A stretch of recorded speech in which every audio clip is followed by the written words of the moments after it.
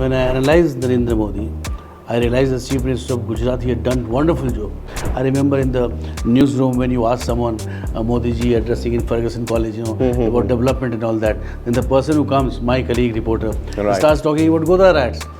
so you had an inbuilt agenda to defame a person. Here we have a Prime Minister who is almost on a daily basis interacting with his people. And he did not need media as a tool to communicate his ideas. You see, what questions media people will ask? Questions impacting the common man. And what the Those things are already being addressed on a daily basis. Why Amnesty leaves the country, why BBC has a problem, why Greenpeace leaves the country. The government did not do anything special against them. Just ask them to give account. Hello and welcome. We are living in interesting times. So these are the election times in India, and the world's biggest democracy is voting for its new government. Prime Minister Narendra Modi, who is touted to be coming in with large numbers for the third term, is something that the Indian polity is not saying in as many words, but the feeler is exactly the same. Now, what happens if around this time of the year, when the 97 crore voters are making their way to the voting machines, a book named Transforming India, GameChanger in Action comes, and it refers to none other than Prime Minister Modi himself. Today, we are joined by Sudesh Verma, who is the author of this book. And Sudesh Verma needs no introduction. Thank you so much, sir, for speaking to Oneindia and for coming to our studios. Sir, this is your second book on Prime Minister Modi. The first one was Narendra Modi, the Game Changer. 5 to 7 years have passed, and Prime Minister Modi is completing his second term. A book at this time, how do you see it as far as the normal temperament of the voter is concerned? The wave that at times we see and hear about Prime Minister Modi. So, where does this book fit in? Pankaj, the motivation is the same. Okay. What was there for my first book. You remember we were part of the newsroom. You were also there. So, I always used to think that the country must know facts about Mr. Narendra Modi. Because after the political energy unleashed by Anna movement against corruption, there were very few people who could actually catch on this national theme and build the party and the image that yes, they are going to fight corruption. And when I analyzed Narendra Modi, I realized the Chief Minister of Gujarat, he had done wonderful job by using IT, by introducing technology, because merely saying against corruption would not take you anywhere unless you bring institutional changes. So I had studied that, and I realized that there is only one person who can actually fit into the group of becoming the Prime Minister, and that person was Narendra Modi. So I thought the people of this country must know, and I as journalists, because what is our plus point, that we communicate. We know how to communicate. So I thought that must be the time that we should not miss this. People should know that what Narendra Modi is all about, so that they can make an informed choice. There are a lot of rumors about him. I remember in the newsroom when you asked someone, Modi ji addressing in Ferguson College, about development and all that, then the person who comes, my colleague reporter, starts talking about Goda rats. so you had an inbuilt agenda to defame a person. So I thought a survey, a research must be made, and that is what produced the book. And this issue also we should talk about. 10 years have passed. So 9 years of governance I have, facts and figures with me. We can analyze, and then people must know that what happened. Of course, Modi ji is there, biggest communicator in this country. He is telling people what has happened. But I also, as a party man and as a former journalist, it is my duty also to bring those things to record, so that intellectually oriented people, those who are trying to be critical, can look into the facts and then maybe change their opinion. It's very important also, to look at from this prism also. And Sudesh Verma himself, you must have seen him on lots and lots of TV debates, former BJP spokesperson and now a member of the media committee there in the BJP, a former journalist also. Sudesh, how did it happen, leaving a lucrative career, if I may say so, comparatively, coming into politics, joining mainstream political party, what was the change that was required at that time? And secondly, the contributions that you have made, how do you think it makes a difference in politics today? You see, there was a clear choice. I could have continued with the great salary which at that time at my status journalism was giving me. Right.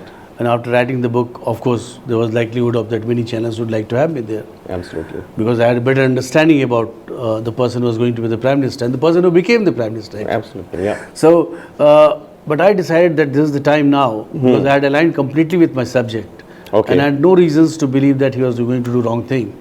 So it was time that I must become a part of his system and try to support him, try to articulate the views which he is trying to communicate. Right. And this is how I landed up in the BJP. And I was lucky that BJP made me a part of the media relations department, made me a spokesperson. I used to go and talk on television about the policies. So I was very happy that I could contribute in making people aware. Right. And because of my journalistic background, naturally you understand that I don't have to say about myself that we communicate in a much better way. And understanding the pulse of the people. Staying with media, Sudeshji, now one of the chapters in your book, it says, why do they oppose him? And you have given a quotation also from Albert Einstein.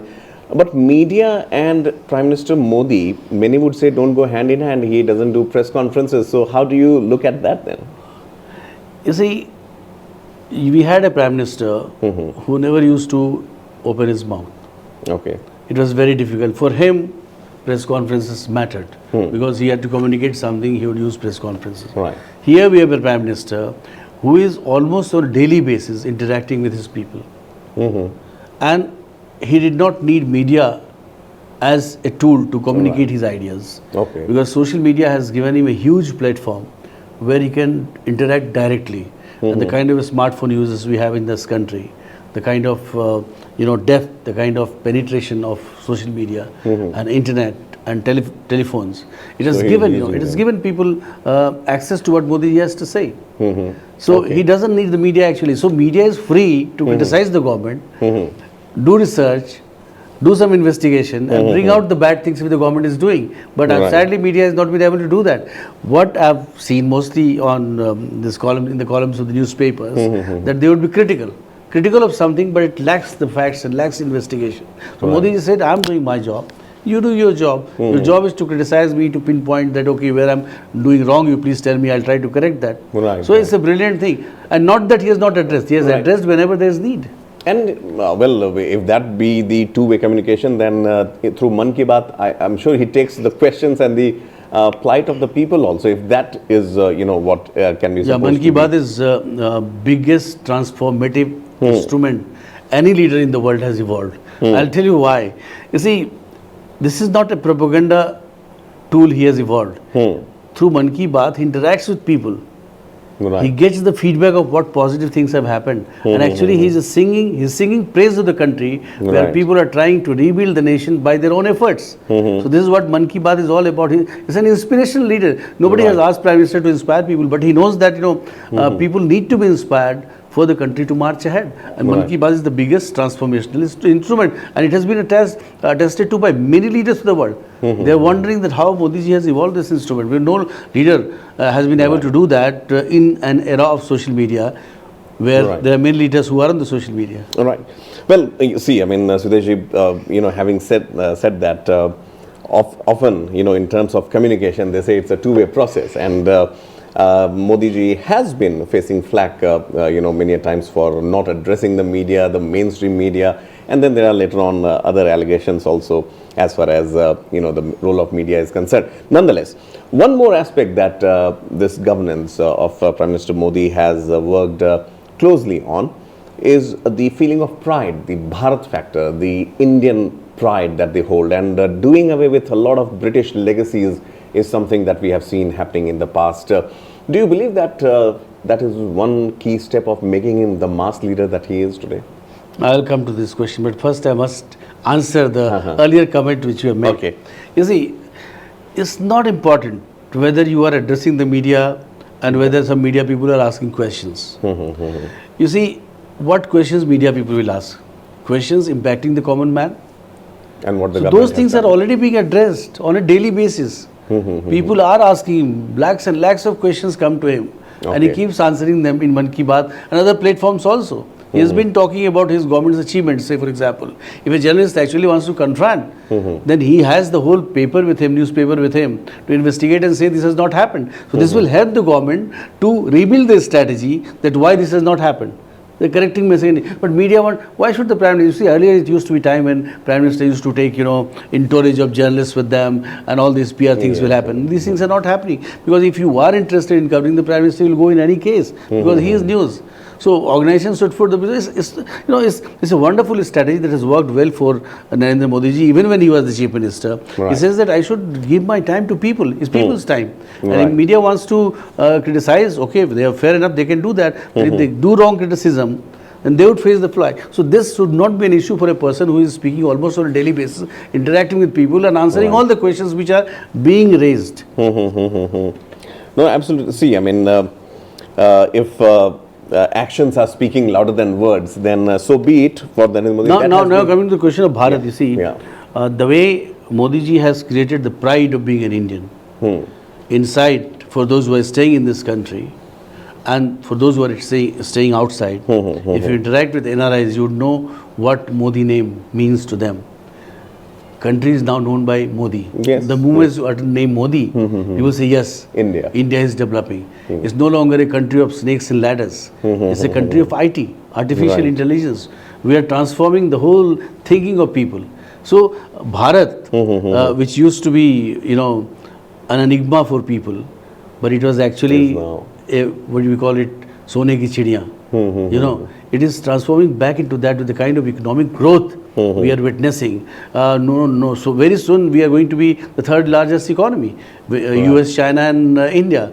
So entire world, whether they want or not, they have to recognize the importance of India being the largest populated country in the world with such a huge manpower, such a huge potential. You cannot ignore it. Yeah, so why do people oppose him then that much? Why so much opposition? For this, I have a chapter, why do they oppose him?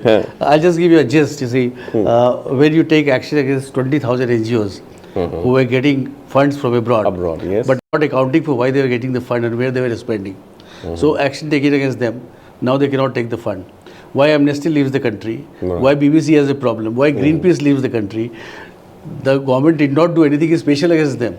Just ask them to give account. BBC has agreed that yes, there was a fudging in the account. Many saw Amnesty has gone back because Amnesty was doing business here. Running a private company, you were an NGO, then what was Greenpeace doing? If you don't want to follow the law of the land because you feel that you are an international organization, supranational organization, nothing will happen to you, this is not the age. You have to be accountable. We are getting money from abroad. You must state why you are getting that money, and then you must be accountable for saying where you are spending it. Are you spending it to create chaos in this country, or you are really spending it to benefit the people of this country for which actually it is meant? So these advocacy NGOs, they are facing a lot of problems. This 20,000 NGOs means lakhs of people who get employed, but there some senior journalists, some opinion makers, they used to go abroad on their money, they used to create, now they cannot do that because they don't have the money. You see, more than 3 lakh people have been debarred from becoming director because they're running the cell companies which used to, do this money laundering. So you can't do that because the government is very, very strict in that and trying to investigate all the companies. Right. You see, the ED is taking action against those people, and even today, you see, lots of cash have been found with a servant to the PS. Just imagine, this is the situation. So if you take action against so many people in trying to correct the system, because many times the government changed but the system remained the same. So here you are trying to create a different institution, try to create a different system, then you will face flag. You see, one example, Pankaj, before you ask me another question. You see, earlier, remember late Rajiv Gandhi, as Prime Minister said, that only 15 paisa of the 100 paisa we said reaches the beneficiary. So where did 85 paisa go? To the middleman. Yes. Now 100 paisa goes. So these middlemen who were pocketing the entire majority of money, so naturally they would be unhappy. So naturally there are so many vested interests which Modi government has annoyed. But at the same time, Modi government has done wonders for many people who are not getting the benefits. So they are solidly standing with Modi ji. So despite this opposition, he is coming with a great majority. Sudesh Verma, their author, former journalist, and also the media relations team of the BJP, there with us, talking to us. Sudesh ji, obviously, what you mentioned that, there was a time when the NGOs were operating on their own, not following the law of the land. In comes Prime Minister Modi, things change. And now people say that ye Bharat bhi badal chuka hai. And there are so many examples given. ये देश अब सुनता नहीं है, आंख दिखाता है, ये घर में घुस के मारेंगे. इस तरह का भी this kind of approach also has come in. Do you believe that somewhere down the line, the country which worships and operates upon the theories of Mahatma Gandhi, an eye for an eye would make the whole world blind? Where is the demarcation or the line that the Modi government is, whether very off or not, that responding to everything, or maybe showing courage at a time, or maybe showing teeth to someone like a countries like US or UK? Do you believe that in the longer run this is going to help India? No, it's a huge gamut of areas you have opened for me. You see, Mahatma Gandhi, if you read his Hind Swaraj, you will know what Mahatma Gandhi was. The British banned Hind Swaraj because it went against the British opinion. Whatever Mahatma Gandhi did because of the context. He knew that the British Empire was very, very strong. You cannot fight bullet to bullet. So he took the weapon of non-violence, and he also wanted to appeal to the heart of the people, common Londoners, common Britisher, who he thought that would support. So it worked in a different way. There were violent agitation also. So all these contributed. You cannot take away the contribution of Subhash Chandra Bose and all those people who sacrificed, like Bhagat Singh. And yes. So it's a comprehensive thing. India was never docile. Indian democracy, existed even before the West realized what democracy is all about. They were the ones which started the crusade. They were the ones who were violent societies. We were never violent societies. Our society evolved over a period of time, and democracy was inherent in our blood. When we talk of Vasudeva Kutumbakam, the whole world is a family. We take the whole world as one. We are not talking in terms of Hindus or Muslims or Christians, Americans and all that. So if you want to create a just world order, you have to talk with the value system, with morality. It cannot be that if America does something is moral and if India does something is not moral. What applies to America applies to India also, because we belong to the same pedestal on the basis of equality. So if equality exists, we have to talk like friends. Whether you are a small country or a big country, it doesn't matter. So no different rules for two brothers of the same family, one big family, and the rules should apply. You mentioned about the religious parity. I mean, as we speak, there is a lot of opposition, I would say, on what Prime Minister Modi mentioned as far as the Muslim community is concerned. For a party like BJP, which has very openly supported the cause of Hindutva, came into power riding high on anti-corruption and Vikas. And 2019 was almost, a whitewash by the BJP, again on the factors of development. Why suddenly there is a change in tone, if at all, and bringing the religious angle now into these elections? No, it's not religious angle. You see, when opposition comes out with a manifesto, that talks about redistribution of wealth. I come from JNU, I can tell you that redistribution of wealth is a Marxist concept, a socialist concept, where you take from the rich and give it to the poor. And when you're talking in terms of minorities in the Congress manifesto, then naturally, as a party which is there in competitive politics, we talk about the politics of others to expose them. But that was not just one minority group. No, that is what I'm saying. And we believe sincerely that the biggest chunk of community, Muslims, they cannot be minority in this country. There are many communities which are much lesser in number. They deserve to be minority. And when we believe in equality, when I'm talking of equality at the level of world, the same equality should exist there, isn't it? So when the Constitution says that you cannot have reservation on the basis of religion, how can you give religious basis reservation? Because this reservation was given because of scheduled castes and scheduled tribes who were thought to be behind the system because of atrocities committed by the upper caste or manipulated by the upper caste. So it primarily concerned the Hindus. So you want to take away that right and give it to a community. Say for example, OBCs, Muslims already enjoy reservation there in OBC. Paswandas Muslims and backward Muslims. But you want to give them on the basis of religion, which is not constitutional. and which is against the interests of the OBC community. So naturally we'll speak about that, This is politics. We cannot allow you to go scot-free like that. You have to come and tell people what you want, because people must have a clear-cut idea about what choices they're making. Right. I think, Sudeshi, talking about reservation and elections will need another an hour or so, especially dedicated to that. But coming back to this book, once again, forwarded by Arif Muhammad Khan, Honorable Governor of Kerala, and M.J. Akbar, eminent intellectual and journalist and former Union Minister, to Major General K.K. Sinha, Professor Mamidala Jagdish Kumar, and the list goes on, who have reviewed the book. Your favorite chapter through this, or any excerpt that you would like to read out to our viewers? And secondly, where do we find this book? Your book will be available, is available in the market. That's not a big thing. And you see, I would like people to understand why those who are opposing, those who are ganging up, say people like Lalu Prasad Yadav, Rahul Gandhi, Kejriwal, Mamta, what is common thread that connects them? Why they're all anti-Modi? Modi has not done anything personal against them. Right. It's corruption.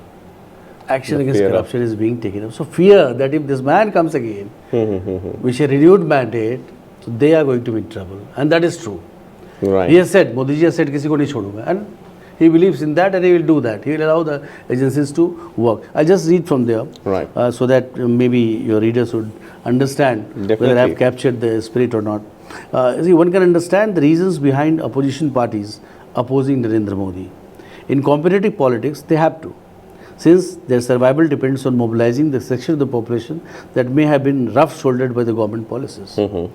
Even for the good of the nation, you need to remove the bottlenecks and annoy many people, including the vested interests and people who seek to misuse the system for their personal benefits. There may be many people, such as the leftists, who oppose Modi because one cadre-based party cannot tolerate the other. Their ideology, which is borrowed, may also conflict with the ideology of the BJP, which is rooted in cultural nationalism.